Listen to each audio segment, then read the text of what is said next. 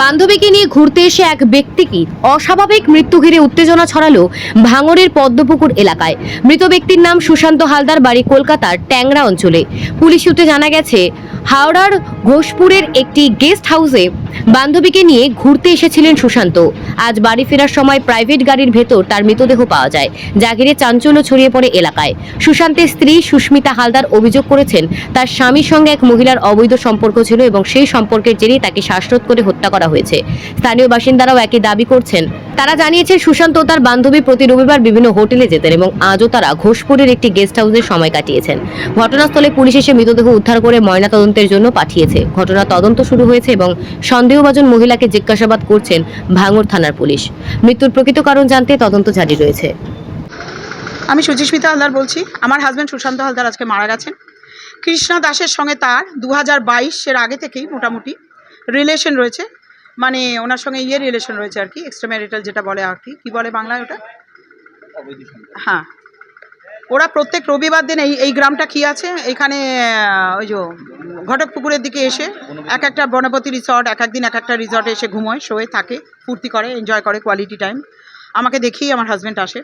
তার জন্য দায়ী হচ্ছে কৃষ্ণা দাস। আমার হাজব্যান্ডকে রীতিমতন বিরক্ত করে মারে, গাড়ি বার কর, আমাকে তুলতে যা, প্রত্যেক দিন অফিসে তুলতে যায়, প্রত্যেক দিন আনতে যায়। এই করে করে আমার হাজব্যান্ডকে আজকে গলা টিপে মেরে দেওয়া হয়েছে।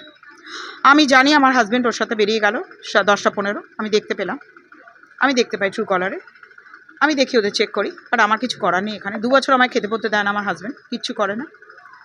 এরপর ওর সাথে চলে এলো।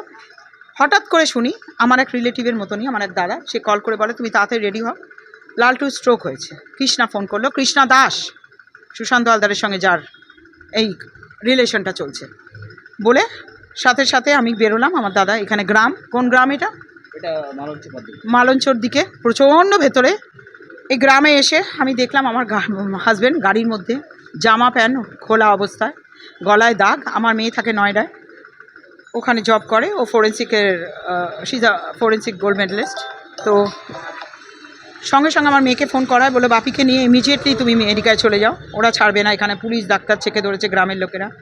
এখানে থেকে আমি এখনও বেরোতে পারিনি। তারপর দেখা গেল আমার হাজব্যান্ডের গলায় দাগ।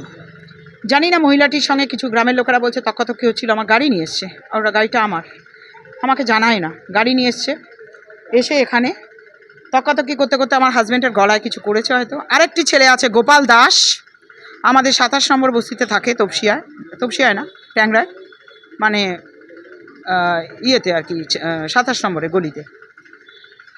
ও এখানে যুক্ত মহিলার সাথে। হ্যাঁ, গলায় দাগ আছে, তো এটা পোস্টমর্টম হবে আশা করছি। তো এখন আমার স্বামী হাজব্যান্ড এখানেই পড়ে আছে। আমার হাজব্যান্ডের বিজনেস ছিল, 2 হুইলার্স, পেপারস, অ্যাক্সেসরিজ। হ্যাঁ, আমি এসে দেখেছি, আমি 3টের সময় এসে দেখেছি। আমি যখন মিষ্টি দোকানে যাচ্ছি তখন দেখি উনি জ্যান্ত আছে, তারপরে ফিরে এসে দেখলাম মরে গেছে। ওর মেরে ফেলেছে, ওই মেয়ে ছেলেটা মেরে ফেলে গলাটিকে। এখানে 3-4 জন আছে এখানে। আমরা যদি বিশাল একটা ক্যাসাল আছে, ঠিক আছে, আমরা ক্যাসাল থেকে ও লোকটা দেখি ও ভেতরে আছে, ভেতরে দেখি আমি মিষ্টির দোকান থেকে ঘুরে আসলাম, এদের মরে গেছে। হ্যাঁ, তখন জানছিল। তারপরে এইবারে লোক জানাজানি হয়ে গেলি, এখন তোমার আর তো লেয়াতি পাচ্ছে না। এবার আমাদের পঞ্চায়েত এসে গেছে, এর জোর করে নিয়ে যায় বলে বাদি দিয়েছে, তার জন্য আটকে গেছে। হ্যাঁ, এখানেই মেরে ফেলে, মেরে দিয়েছে। জ্যান্ত আমরা দেখে গেছি, জ্যান্ত আছে, তারপরে এদের মরে গেছে, তাহলে মেরে দিয়েছে।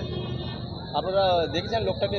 হ্যাঁ, গলাটা কি কে ভেতরে ছিল, মহিলাটার ওই লোকটা ছিল, আমরা দেখেছি। তারপরে এদের মরে গেছে। কোন দিক থেকে আসছিল? এদিক থেকে আসছে। আমার নাম রমজান মোল্লা। কোন জায়গাটা? এটা মালঞ্চ গ্রাম।